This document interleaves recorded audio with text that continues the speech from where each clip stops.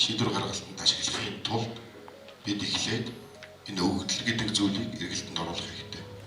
Монголын төрийн байгууллага болон өөрийн өгөгдлийг ямар ч байсан өөрсдийн хэмжээнд эргэлтэнд оруулаад ирсэн. Үүнийг хооронд нь холбох, шийдвэр гаргалтанд ашиглах, ангилах, тэр дата архитектор гэдэг юмыг бий болгох ийм зайлшгүй шаардлага бий болж байгаа. Үүний үндсэн дээр төрийн шийдвэр гаргалт зөв бол.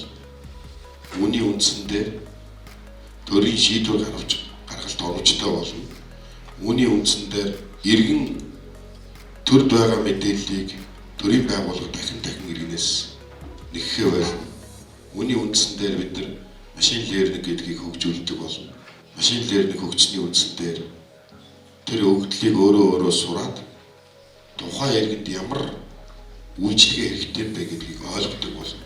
За хоёрдугаарт Монгол улс анхудаага энэ хиймэл оюуны бас эрх зүйн зохицуултыг хийх шаардлагатай болж байна.